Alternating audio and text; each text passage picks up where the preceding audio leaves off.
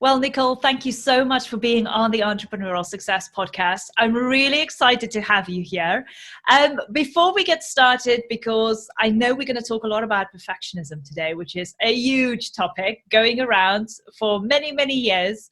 Before we dive into that, why don't I just hand over to you so you can introduce yourself and tell the audience a little bit about what you do? Well, thank you first and foremost for having me on, Henrietta. I'm very excited about our conversation as well.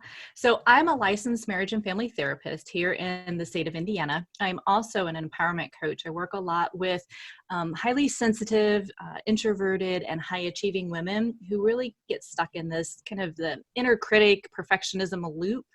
And then their worth that gets attached to their accomplishments. And we start to break those things down so that they can actually do what they love because they love their jobs, but they sacrifice their well-being. And so we go through and we really break that cycle. That's amazing. And I'm so excited, like I said, about this because it is something that goes on a broader scope when we talk about perfectionism, and we'll dive into all of that very soon. So audience, please stay tuned. You're going to love this episode. One thing that always intrigued me when I have other women like yourself here on the podcast with me is I love to hear your story, your success story on where you started and how that journey has evolved through you throughout the years to where you are now. If I may ask, what was that starting point for you? How did you start really going to what you're doing now, and how did that kind of evolve? Oh, it has been a winding path, like I know many of your guests have talked about, right? And so for me, I knew back in high school, I loved the field of psychology, but when I was younger, I really listened to other people's directions on what I should do. So I actually went into the accounting field. And so I started out my career as an accountant, and then eventually I slowly shifted it more to be a business analyst. And I traveled to different parts of the world, did software implementations. And no matter where I went, I had people coming up telling me my story. I could be in the grocery store, I could be in the library, I could be sitting in my cube. People are still telling me their story. So finally, I had some friends who were like, please just go get your training as a therapist. So I finally did. I went back to grad school, or I went to grad school. I got my degree as a master's in counseling psychology. Then I went on and got licensed. And what I've done over the years, I've been doing therapy for over 15 years, and probably about the last 3 years or so, I started switching more to coaching because I with therapy, it's much more about diagnosing. Yes. And I'm very active in what I do with my clients. One, I want to know kind of what's going on, but I also want them to be able to take action and do a lot of self-acceptance. And so it's goal-oriented, but it's more action-oriented than anything else. And getting out of working for someone else also allowed me the luxury of not having to get up so daggone early and like being on. I'm someone who I'm kind of the slow morning riser. I have like my little morning routine that I do, and it just helped me stay in more of a state of calm so that I can be much more present for other people. Then I'm like, I've got to hurry up and I've got to be on and take all these questions and all that stuff. And so for me, the journey of going from working for somebody to myself, it's been, kind of rough at times because we know as an entrepreneur, there's a lot of ups and downs. Yeah. But I've also learned so much about myself, being persistent, persevering, facing so many fears, letting go of a lot of perfectionism that comes with this journey myself. And it's so fun, and it's an honor to work with the women that I do. I can't imagine doing anything different. That's amazing to hear that. And I agree with what you're saying on so many levels because, being an entrepreneur myself, it's just, in the beginning, it was a very lonely environment. Perfectionism, self-doubt, all those kind of things, which we'll talk to a little bit more in a bit of detail. But all those kind of things kind of just was there surrounding me. But then as I personally grew as well, which, let's face it, when you sign up for entrepreneurship, you're signing up for a lot of self-development. Yes. So as I've developed as well, I kind of got fascinated more so with meeting women like yourself, also in the entrepreneurial world. And I think that's kind of what led me to start this podcast, reaching out, talking to other women as well. But just having that kind of notion about where everybody has been at one point in their life and where they are now, and that journey and how unique that journey for everybody is. But also how many times they've stopped themselves from doing something because perfectionism stood in their way. And I know we might use the word perfectionism a lot today in this podcast, but there's so many reasons for that, because perfectionism is so much broader than just the word itself. Correct. So I'm going to hand over to you. I mean, I'd love to hear what your take is on perfectionism. And obviously you're saying that you want to help women embrace more of their enoughness in the world, and also having to stop their kind of behavior of trying to please people all the time. So why don't I just hand over to you and just talk to us a little bit more about perfectionism, maybe explain it a little bit as well. And I think we've got some great examples that we can throw in between. Oh, I'm sure we do. Well, perfectionism really comes down to like a core thing, issue of you're really worried about what other people think of you. And so what happens is your own self-worth gets wrapped up into that, thinking you're not enough. And so you're either striving to perform for other people or showing them that you're enough, and then you're seeking so much validation from people. That's where that people-pleasing behavior can come in. It's like, well, if I just say yes to all of this stuff, they're going to really be happy with me, then they're going to like me. And then all of a sudden you start to lose you in the mix. And I know as an entrepreneur, right, even as simple as like building a website, some of those things can get wrapped up into perfection. Like, oh, I've got to have the layout just right and the font just right and the pictures just right. Otherwise I can't put anything out into the world, because if I do and there's a mistake in it, people aren't going to like me. People are going to criticize me for it, whatever. And if we stay in that mindset, that I call it like the circle of thinking, then we stop ourselves from going after what was really calling us to do and be in the world. And it just stops you in so many levels. So it's not just your business perfectionism impacts, it's all the relationships too. And it's relationship with others, parenting, your family, friends, all that. But more importantly, it's the relationship with yourself. Yeah. My goodness, that is... I've got a great example. Do you mind if I throw an example in here? Go for it. Because this is something that I have found, not just for myself, but for my students as well. Social media has a huge impact on people all over the world. Now, the first thing they do is they follow other entrepreneurs or other people in their industry, say, for instance, on Instagram or on Facebook, because those are the two main platforms that people use. And then they see how much these other entrepreneurs are doing, and immediately they're starting to kind of compare themselves with these people and thinking, oh my gosh, they've already done so much. I could never be like that. I could never do that. But again, that's all to do, number one, with you comparing yourself to other people, thinking that you're not enough, but also you've got to realize that those people might already be 10, 15 years in the industry. If you're just starting out now, or you're in your beginning stage, it's going to take some time to get to that point maybe. But also, people kind of get sabotaged by the fact that they're thinking they're doing these amazing videos. Maybe I should do amazing videos like they are doing in order to get noticed, in order to be at that point. And then perfectionism kicks in because you want to have that perfect video. And I've seen this so many times, and I am a culprit as well, because I've been there. But luckily I met people like yourself who said, stop that. You've got to get over that barrier. What is your take on that? Yeah, it's taking those small little action steps, right? So first and foremost, it's the awareness that you have. You're like, oh, there's my own self-sabotaging behavior because it's my own self-sabotaging thinking.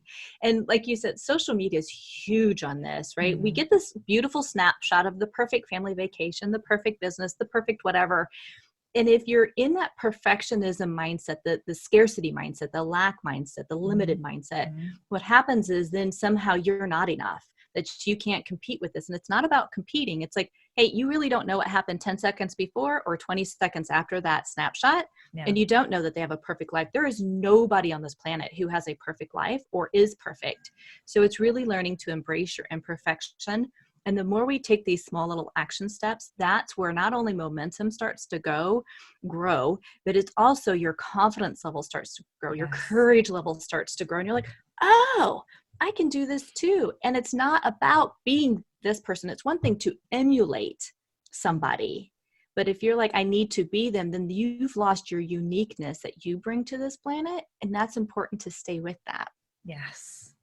Talk to us a little bit about those kind of automatic thoughts that we all think about. And when I say automatic thoughts, sometimes we're not even consciously aware of those kind of thoughts. Talk to us a bit about that and how that connects with perfectionism as well.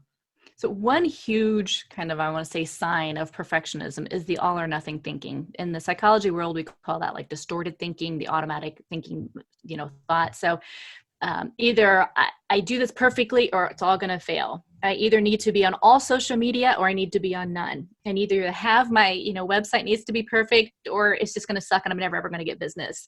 And so it becomes these extreme polarities. And then we do that dualistic thinking, which is either or versus non-dualistic. It's both and. I can have an imperfect website.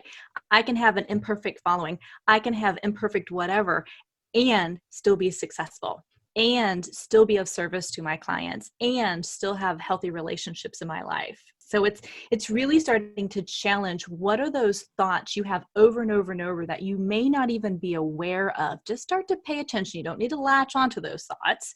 Just pay attention, like, oh, I just told myself I sucked 5 times in less than 2 minutes. Well, that's really helpful. Not.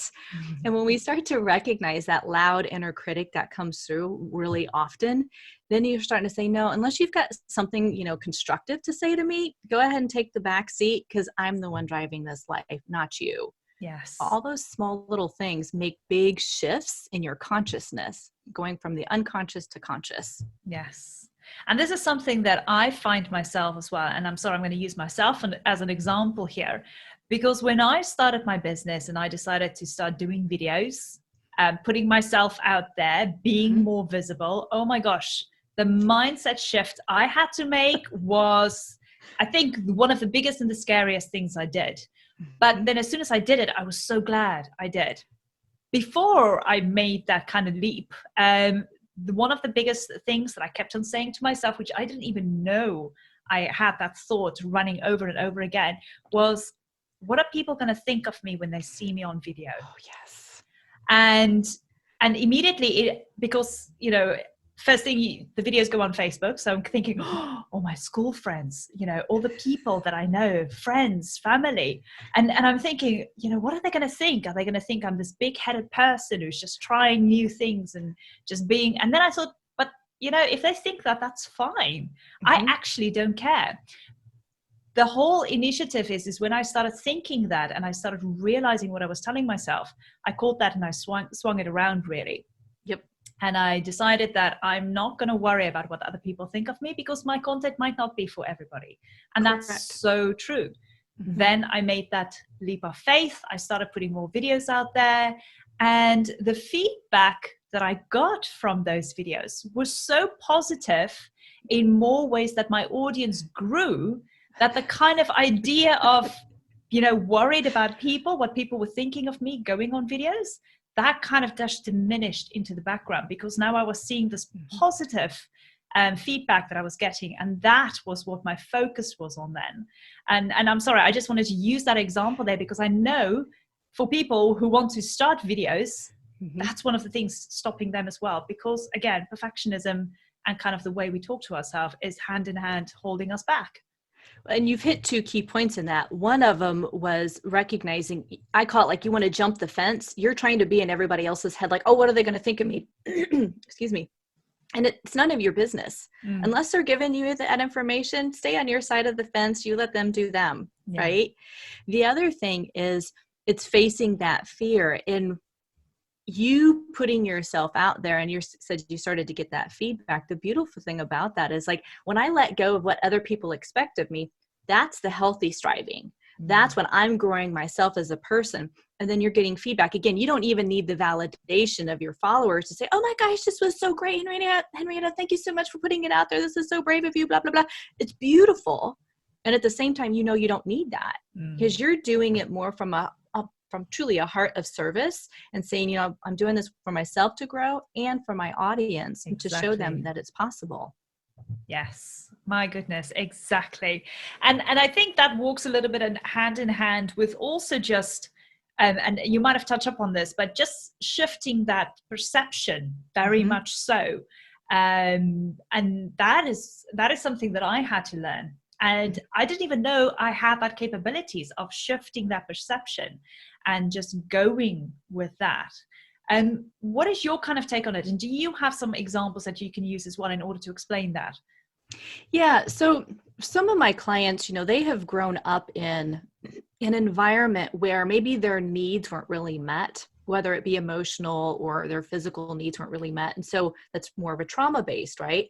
Excuse me. And if you grow up in that sort of environment, what you do as a little one is you start to like, I've got to, I'm trying to get everybody's approval. I'm trying to just survive. And that gets ingrained as a little one. And then you carry that into adulthood. And so now you're looking outside of yourself for how I've got to show and prove myself to everybody. And again, that people-pleasing behavior that comes back into it. When you start to recognize, it's like, wow, am I even telling, am I sharing what I need with anybody in my life, whether that's a partner or a trusted friend? Am I setting up healthy boundaries in my life? So I know when I start work and when I stop work. That's a big one for women, right? Because perfectionism is you can become a workaholic where you're working around the clock and you're never off your business. And we know as entrepreneurs, we really could 24/7, 7 days a week, be working in the business, and it's not healthy for us. So when you start to recognize maybe it's some of the behavioral things, or if you've got a lot of resentment growing because you're not taking time off or you're not saying no, that's like, to me, I call it the red flag that comes up and says, "Ooh, wait, what is that about? Let me get curious about it. What am I telling myself about whether I can say no or, put a time crunch on it or put a boundary up for that? What's the message I'm telling myself? Is it something I've learned? And if so, it means I can unlearn it." And so then the self-compassion comes in and saying, you know what, it doesn't make me a bad person, which is shame-based thinking. It makes me human if I'm saying, I would love to help you out on this project. And right now I'm unable to do that. I don't have the space or the energy to do it, but please ask me again in the future or check back in with me in a couple of months and I'd be more than happy to review it at that point in time. Normal, natural, all healthy things. Yes. If you grew up in a healthy environment, the odds are you're going to have a different way of recognizing it. But again, we have our cultural message for women is often you've got to do everything and you need to do it all really, really well. Otherwise, somehow you're a failure. And it becomes, again, that all or nothing thinking. And so just recognizing what are some of the cultural messages that I'm receiving? What are some of the community if I can say it, community messages maybe I'm receiving, or any family friends messages. It may be coming from a good intention, but it's not necessarily healthy for you. And to be able to say, you know what, I got to tune back into me. What does my heart say? What does my intuition say? What does, my soul actually say that works for me? And that's the path to follow. Because like you just gave that beautiful example of you putting yourself out there on video, you tuned out the external world and tuned into what you needed to do, not only for you, but for your business. And then it started to blossom even more. Yes. And this is also another thing. And I always say, when you take actionable steps forward, when you do things like putting yourself out there, becoming more visible, going and doing videos, with every actionable step you take forward, you actually get a reward.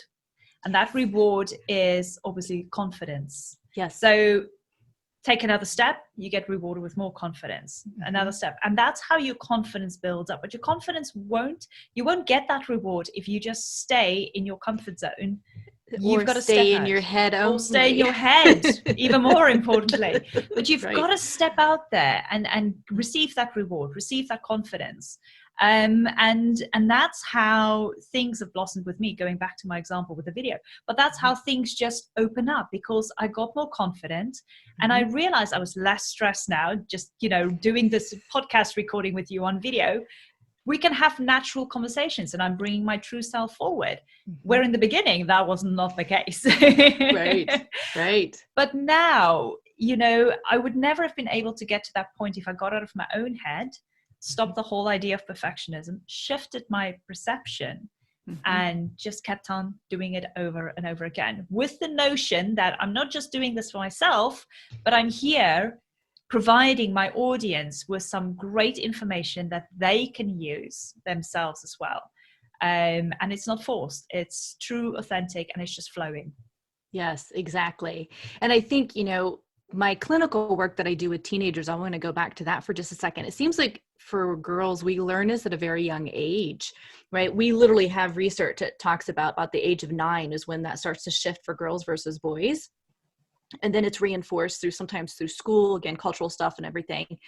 If we can do this now as women and start to role model of, it's not looking outside of yourself for the answers, and you're taking these small action steps, and like you're saying, the reward is you're gaining confidence, you're then role modeling that to your own daughters, to the other girls that you're mentoring maybe in your life. And we're starting to help prevent, because I'm watching over the years of how it's starting younger and younger, the all or nothing thinking, the absolutes and stuff. And it's like, oh my gosh, it's time to stop this. We don't need a generation to come on who is stuck in this for years. Yeah. It's like, it's preventing it before it actually gets hardwired into it. And we know through science, right, that our brain is it's flexible. And so just because we have like this, what fires together wires together. And if we do this over and over, I call it, we create a trench in our brain. Yes. And so if I'm looking for perfectionism and I'm thinking I'm not enough, and I consistently think I'm not enough, I've got a deep trench. And so when I start to shift that, take those action steps, forgive myself for making mistakes, have self-compassion for, hey, I'm imperfectly perfect. All of a sudden now I'm creating a different neurological pathway in my brain. Yeah. There's a lot more grace, a lot more forgiveness, compassion, gratitude. And when we come from those elevated states of emotion, right, our future possibilities are truly endless. And because we're coming from that elevation, we're not stuck thinking the same way we did yesterday, the day before, the year before, the years before that. We're creating new. Yes. And I love that you're saying that as well, because this is something that I talk to all my students about in particular. And I want to touch up a little bit on this as well, and you might relate to it, but it's about how you start every single day. And I love my meditation. So I've got my mornings of meditation, and this is where like you're saying, I get into that emotional elevated state, creating neurological pathways in my brain about what my future is going to be, where I'm going.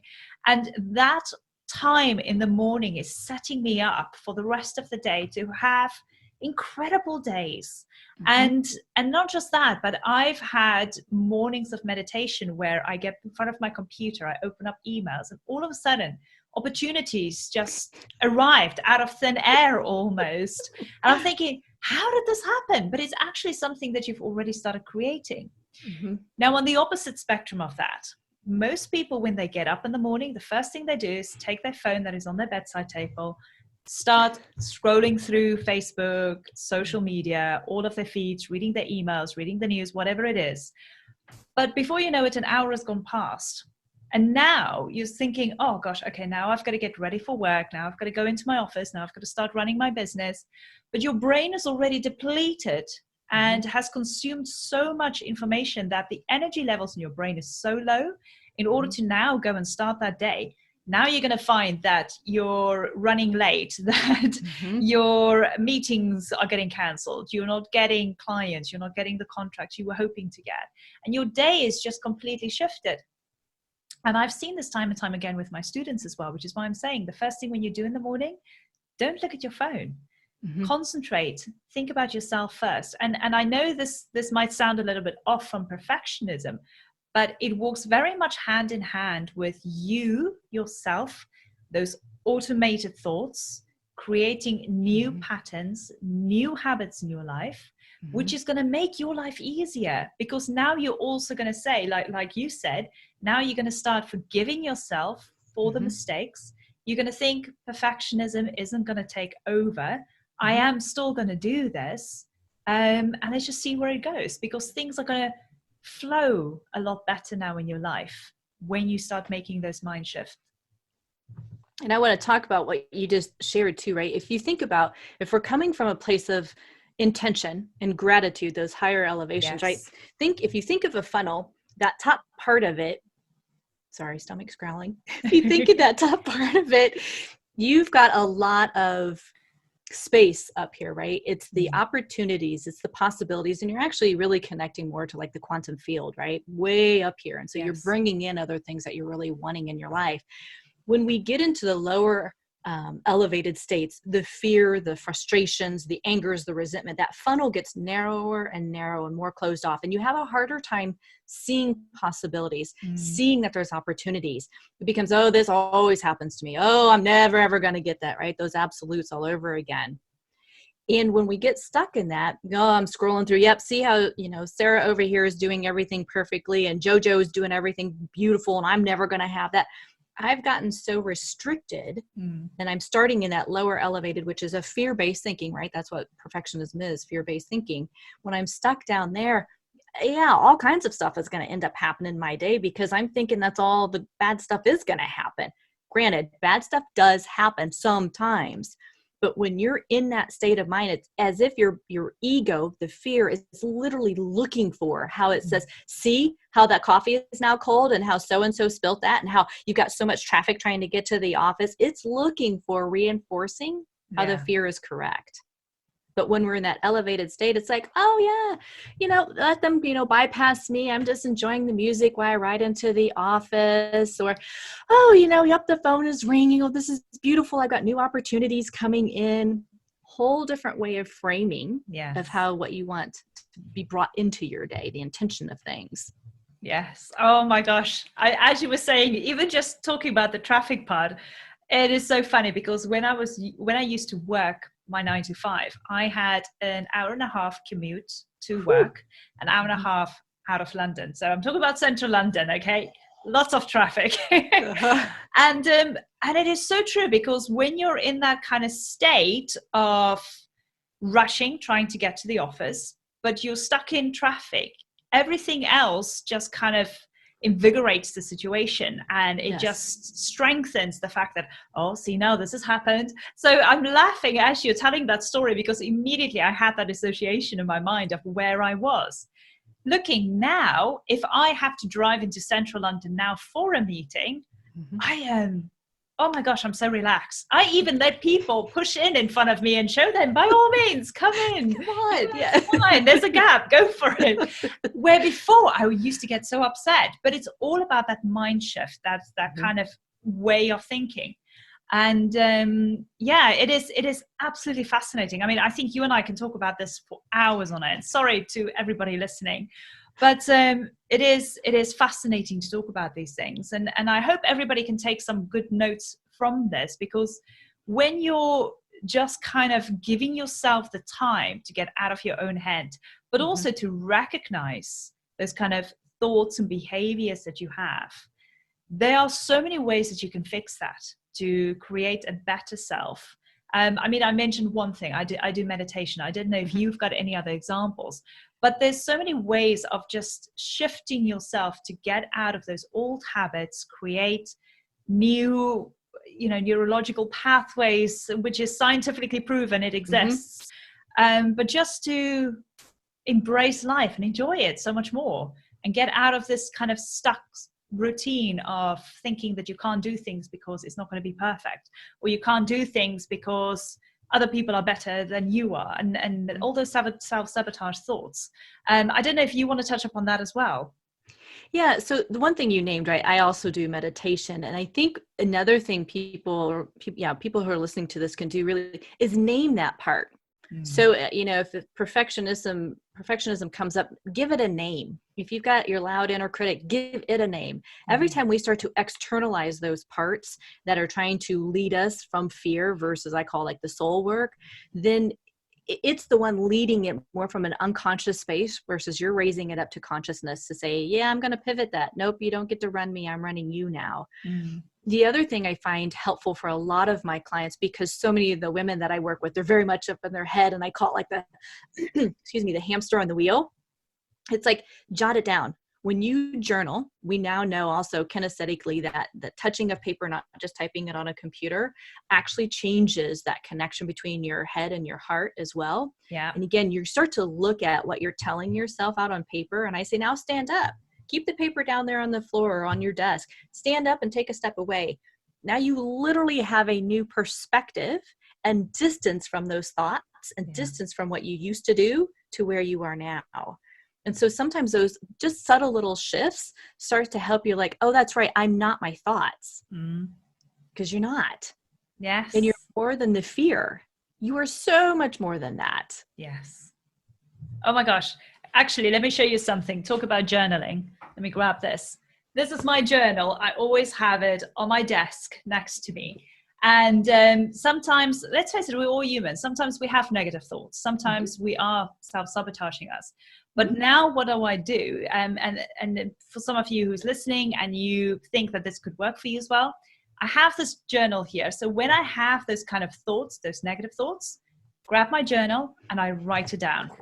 Yep. And then what I do, it is actually almost like a sense of relief when I do that, because now I feel, okay, I've put it on paper. I don't need to think about it over and over again. I can use that brain capacity now, and I'm doing something positive. So as soon as that is out in my journal, then I go, okay, what do I need? I've got that empty space in my head. What do I need now to fill that void? And I go and I find something that is inspirational, or I go and watch a video, something that I got curious about during the week. I go and fill that void now with knowledge, with answers of questions that I had. And it has been a game changer for me since I started journaling. Really, I mean, as a teenager, I used to have like a little diary, but that is so different from journaling, actually. And that is something that I find. So together with the meditation, you know, those are just kind of great examples of how to start shifting your mindset and just capturing those kind of automatic thoughts that you have as well. Well, I like too that what you're talking about, right? When we write down the worry thoughts, the fear thoughts, the negative self-talk, again, you've hit it, is our brain stops, like, it doesn't do the hamster in the wheel, because it's like, oh, thank you for finally recording it, so I don't have to keep repeating it because I thought you were going to forget it. It's like, you can now review it anytime you want to on that paper if you choose to.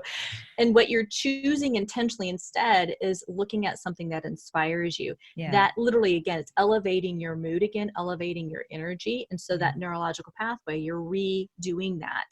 And so that's where the gratitude journal comes in, right? If you start your day or end your day with 3 things that you're grateful for and why you're grateful for, it's not just like, oh, I'm like that we've got the sun out, and where I'm at right now, you know, we really are excited when the sun does come out. Oh, well, in London as well. Don't worry. Yeah. I was going to say, and I know London is like a lot of cloudy days. So when it comes out, it's like, wow, I'm really grateful the sun is out today. I get to feel the warmth on my skin, or see how it reflects off, you know, the trees or whatever that's going on out there. You start to become more in tuned with, and when you start to wake up in the morning, when you're practicing gratitude every single day, it's like that becomes more of your automatic thoughts. It's like, I get to wake up again today. Oh, how exciting. This is beautiful. And you're already in an elevated state. So as we talked about, if we go back to what you were saying earlier, right? When you're more in that elevated state, you're now creating a very different day versus being in that, you know, small little funnel and there's no opportunities whatsoever. It just shifts it. Yeah. Oh, I love it. I love having this conversation with you. It is just so enlightening. And even though it's coming to the end of the day for me here, I wish my day could still stretch on for hours, because there's so many great things to look forward to. Nicole, I really appreciate your time being here on the podcast. You've just inspired me, and I'm sure that you've inspired the audience with so much information. I just wanted to thank you from the bottom of my heart. However, before we conclude everything, let's just quickly talk about a freebie that you've got available for the audience. And that's literally 10 signs.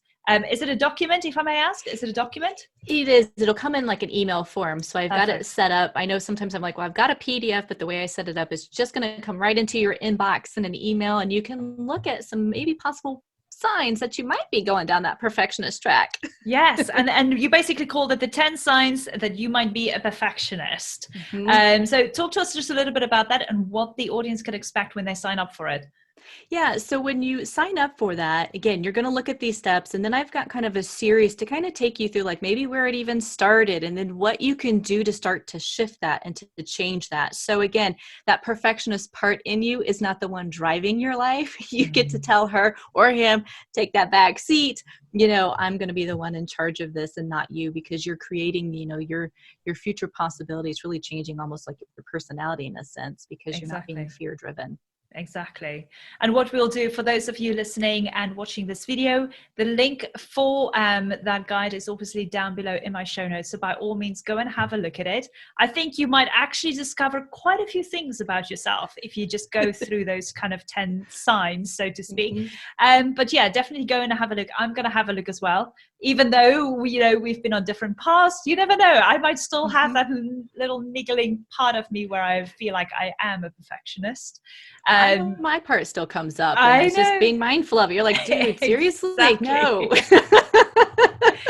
So definitely head down below to the show notes, go and get it, and I'm sure you are going to love it.